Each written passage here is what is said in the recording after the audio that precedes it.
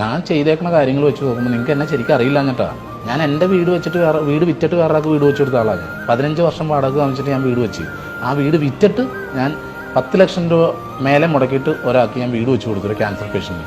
ഒരു നേരത്തെ മരുന്ന് മേടിച്ച് കൊടുക്കുമ്പോൾ എന്നെ വിളിച്ചിട്ട് ഞാനും എൻ്റെ വൈഫും കൂടി ചെന്നാൽ, എന്നിട്ട് അവിടെ ചെന്നപ്പോൾ ഈ പേഷ്യൻ്റ് കിടക്കണം ഈ ഫ്ലെക്സ് വിരിച്ചൊരു വീട്, അതിൻ്റെ ഒരു ഫ്ലെക്സ് ഇട്ടിട്ട് അതിലേ കിടക്കണത്.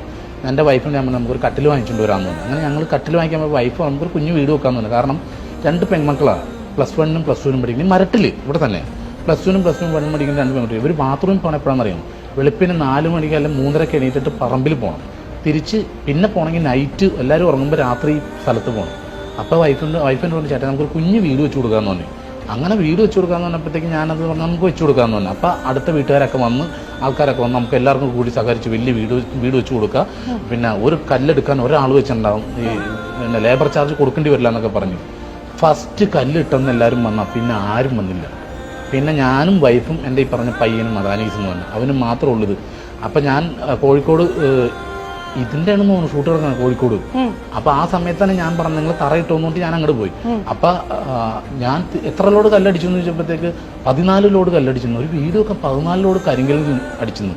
ഞാൻ വരുമ്പോഴത്തേക്ക് എൻ്റെ നെഞ്ചിൻ്റെ പൊക്കത്തിന് തറയിട്ട് വെച്ചേക്കുക, വീടിൻ്റെ തറ. അപ്പം ഞാൻ ചോദിച്ചു ഇതെന്തായിട്ടത്? അല്ല വെള്ളം കയറുമോ എല്ലാം ചെയ്തതിൻ്റെ കുഴപ്പമില്ല. ഞാൻ പറഞ്ഞു എൻ്റെ പൊന്നേട്ടാ ഞാൻ ചെയ്തോളാം എന്ന് തന്നെ.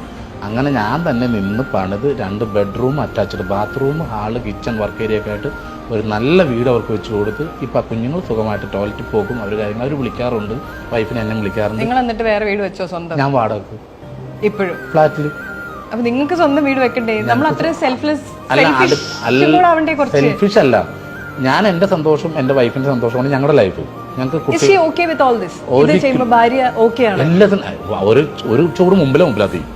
ഇപ്പൊ അടുത്ത വൈഫിന്റെ ആഗ്രഹം എന്താണെന്നറിയാമോ? ഞങ്ങൾ അടുത്ത സ്ഥലം മേടിച്ചിട്ട് ആ വീട് വെച്ചിട്ട് ആരോരും ഇല്ലാത്ത അമ്മമാരും ഞങ്ങളോട് താമസിക്കാൻ വേണ്ടിയിട്ട് അങ്ങനത്തെ ഒരു വീട് വെക്കാനായിട്ടാണ് ഇപ്പം എൻ്റെ വൈഫിൻ്റെ പ്ലാൻ. അത് തന്നെയാണ് എൻ്റെ പ്ലാൻ. ഞങ്ങളുടെ സന്തോഷമാണ് ഞങ്ങളുടെ ജീവിതം. നിങ്ങളുടെ പേര് പാഷാണം ഷാജി എന്നാണെങ്കിലും പേരിൽ മാത്രമേ ഉള്ളൂ പാഷാണം, ബാക്കിയൊക്കെ ഞാൻ ഓക്കെ.